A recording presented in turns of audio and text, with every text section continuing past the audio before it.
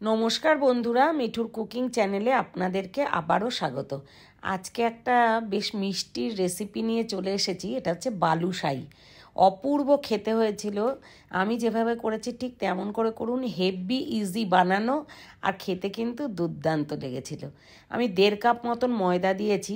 আপনাদের যতটা বানাবেন আর কি ঠিক সেই রেশিওতে দেবেন।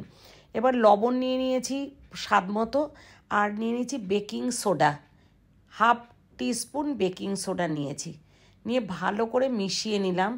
পুরোটাই হাত দিয়ে বেশ কিছুক্ষণ কিন্তু মিশিয়ে নিতে হবে, যতক্ষণ না পর্যন্ত সব একসঙ্গে মিশে যায় এরকমভাবে মিশিয়ে নিতে হবে। এরপরে আমি 2 টেবিল স্পুন নিয়ে নিয়েছি ঘি, ভর্তি ভর্তি টেবিল স্পুনটা ঘি নিয়ে নিয়েছি। ঘি দিয়ে ময়ানটা দিলে না একটা ফ্লেভার খুব ভালো আসে।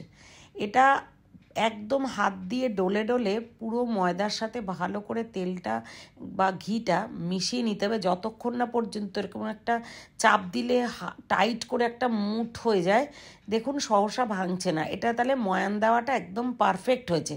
ঠিক এই অবস্থায় আঙুল ডোবা যে গরম জল আছে, মানে উষ্ণ গরম জল দিয়ে একদম টাইট করে একটা অল্প অল্প করে জল দিয়ে টাইট করে একটা ডো মেখে নিতে হবে।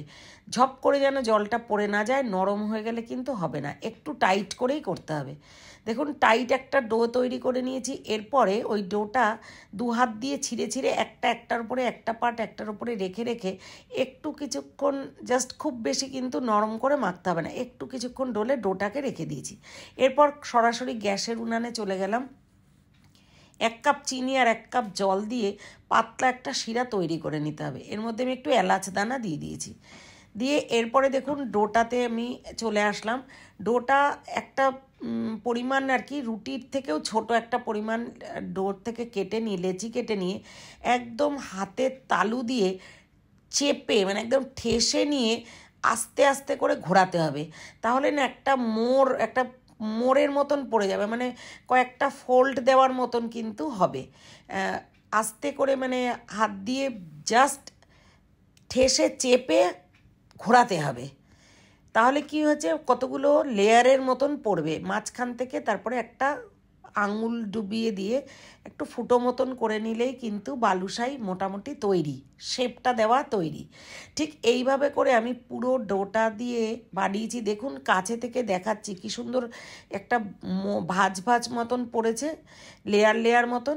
এরকম করে আমার মোটামুটি 13 পিস মতন বালুশাহী তৈরি হয়েছে 1.5 কাপ ময়দায়।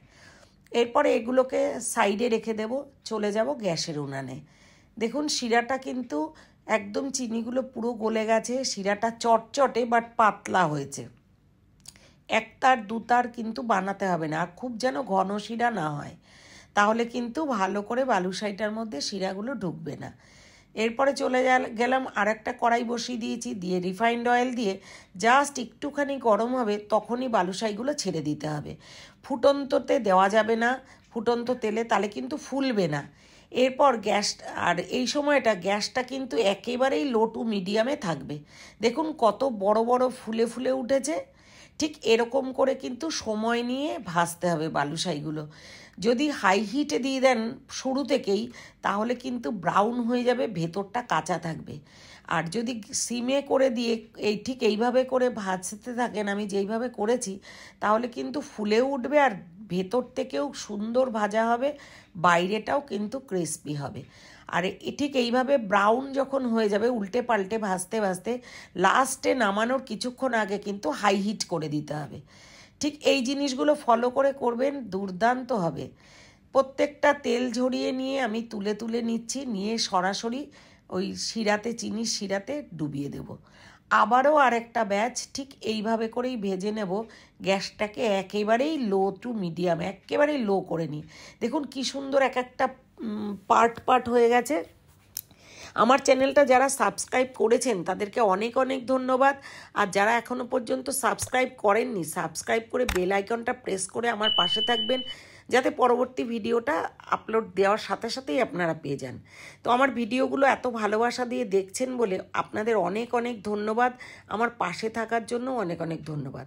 আপনাদের ভালোবাসাই আমাকে ইন্সপায়ার্ড করে পরবর্তী ভিডিও আপলোড করবার জন্য, পরবর্তী রান্নার ভিডিওগুলো আপলোড করার জন্য। দেখুন কত সুন্দর দেখতে হয়েছে।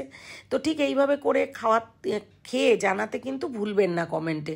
আর কে কোথা থেকে দেখছেন জানাবেন। Thanks for watching.